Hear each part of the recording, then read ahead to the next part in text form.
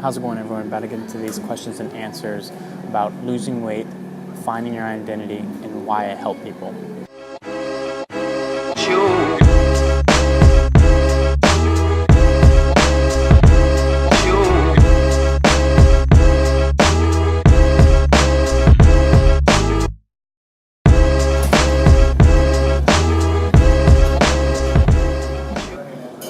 Alright, so the first question. I'm currently in the process of losing weight, but I've hit a plateau and getting frustrated with the scale. Any tips on how to break it? So a lot of times when people are starting a new workout program in order to lose weight, gain muscle, whatever it may be, after a few months, few weeks, years, whatever, they seem to hit a plateau. And it could be a result of many reasons, diet, how you work out, anything. And basically the best way to approach going about breaking that plateau are a few things. Number one, I'm going to start with this. Don't rely on the scale. The scale is a great tool to utilize in order to figure out, all right, am I going up in weight or am I going down in weight?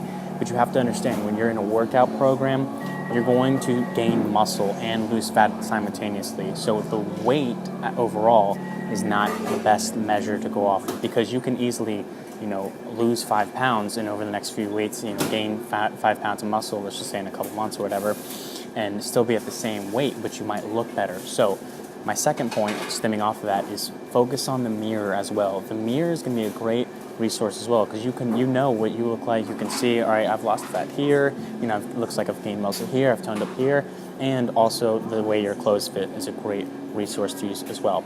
But I digress. Going back to how to break the plateaus, there's two things that you got to focus on. Number one, your diet. Is it staying consistent, or is there something you need to change? A lot of people just stick with a 3 square meal rule, where they have a breakfast, lunch, and dinner, the same portions, same size, etc. That's, a typical diet, but the best way to go is break that down into smaller meals, 4 or 5, maybe even 6 meals throughout the day.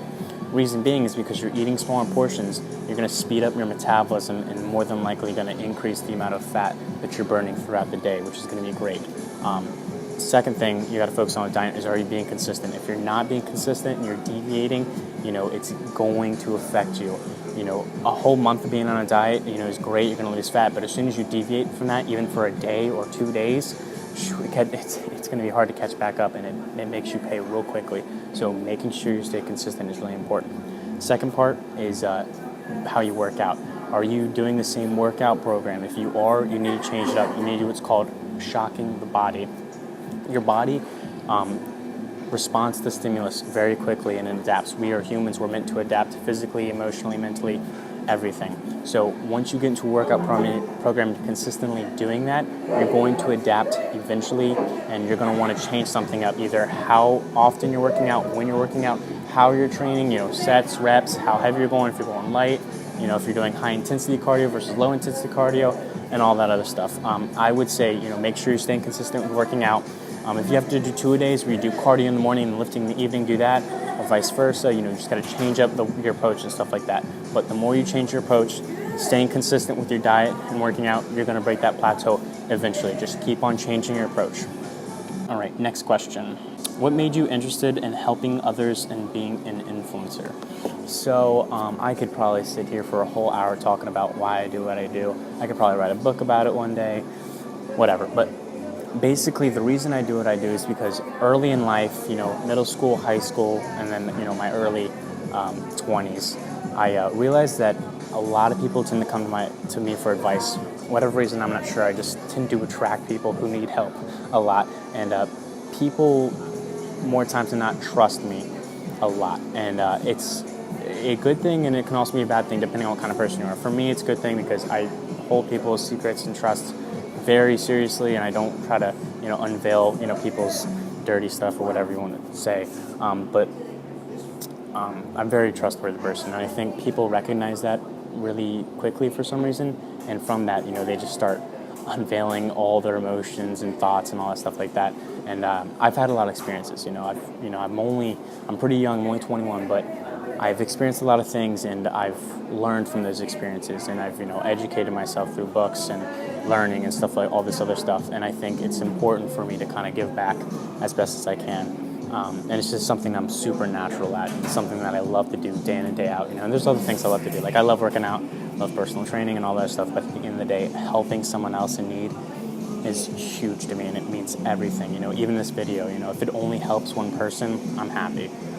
So that's kind of why I do what I do. I didn't go too much in depth with it, but you kind of get the underlying surface. But I love to help you guys. All right, next question. This question is going to be a little detailed. I'm going to kind of dive into it a little bit. Definitely a very serious question, so let's get to it. After years of fulfilling everyone else's expectation on how my life should unfold, how do I begin to reset my overall life that has been dictated by someone other than me? In other words, how do I recreate my own path? So I think a lot of people can come from a place where they feel they have to follow a certain path that someone has given them, or follow a certain identity that someone's given them, or follow the masses of everyone else, what their peers are doing, what their friends are doing, what their teachers say they should do, what their parents say they should do, what society says they should do, coworkers, bosses, whatever it may be. I think we've all been someplace where we feel this pressure, and I think the biggest thing to approach, figuring out your new path, a new identity for yourself, is first and foremost figuring out that you're not happy, which is the first thing, the enlightenment period. Basically, when you get to a point when you realize that you're not living your life the way you want it to be, that you're not happy with what you're doing, and that you'd rather be doing something else, that is the first step, okay? You're realizing your emotions and these thoughts, and that you're not where you want to be. That is the first step. The second step is figuring out, all right, what are the things I need to do to redirect myself into a new life? When you come from a place that you're consistently having to reflect on what other people are thinking and what other people want you to do, and trying to base all your actions and decisions off of those things, you tend to lose your identity. And I'd say the first thing you need to do is regain your identity. Figure out who you are, why you do what you do, what you love to do, and what life means to you overall. We all have inner beliefs and core values that kind of control what we do and decide and help us decide where we go in life. And I think if you kind of take a step back, do some soul searching, do some self-reflecting, and really dig deep down to figure out, all right, who am I? What is this thing called life that I'm doing? And what do I want to do ultimately? What do I want to do? I've been there too. I was a great student in high school. I went to college for a couple of years and realized that it wasn't for me. I was supposed to go to college. I was supposed to get my degree, 4-year degree, master's, whatever, get into the workforce, kill it. I was supposed to do that, but I decided on a different path. And all my other friends and stuff, they went to great colleges.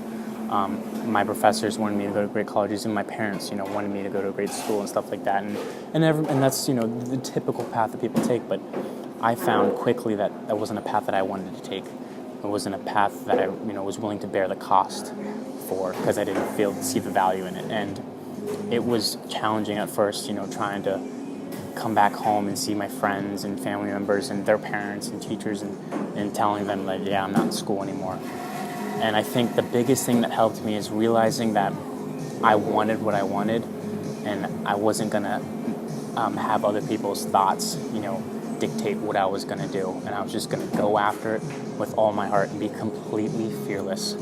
And that's what you have to do. You got to figure out what you love. What is it that you want to do? If you die tomorrow, what is that you're going to want to do? A lot of people live with regret. If 10, 15, 20, 25, 30, 35, 40, 45, 50 years go by, and you've been living your life under someone else's rules and stuff like that, and you look back on your life and you realize, wow, I didn't want to do any of this, that shit is going to hurt. Regret is the most painful thing that any man will ever feel. I mean, talk to other people, older people who are in their 60s, 70s, 80s, even 90s.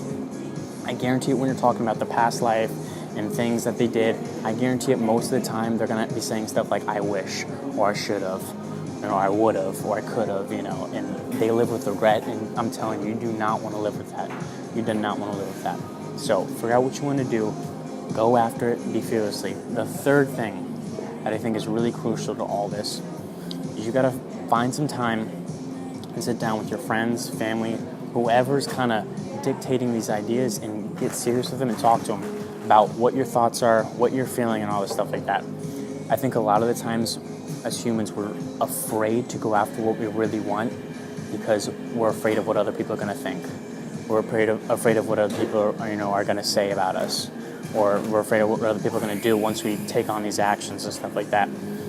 And you just cannot live in that fear, because it's not only is it fair to them because you're not fully invested into what they think you're fully invested in, but it's not fair to yourself because who are you kidding? At the end of the day, you're really, really only affecting yourself in the long run, and you don't want to do that, my friend. You do not want to do that. So figure it out. What it is that you want in life. What is it you want to do? Regain your identity and go towards that direction full force. And third, talk to those people who you fear, are going to look down on you, and have that conversation. At the end of the day, do what you love and don't give a fuck what anybody else thinks. Last question. My significant other and I don't get a lot of time to spend together due to our busy work schedules. When we do have days to spend together, he always needs to have alone time, either walking by himself or doing various activities. Is this a guy thing? Why does he always need his alone time? So this is another huge question, and I'm very, very excited to get into it. I love relationship questions, but this video is already 12, 11, 10 minutes long, and it's time for me to cut it off. I will leave that question for a But First Coffee special. I'll just specifically talk about that question in a separate video. If you guys are looking forward to that question, please hit like at the bottom. This concludes this episode of But First Coffee. Hope you guys enjoyed it, and I'll see you guys in the next video.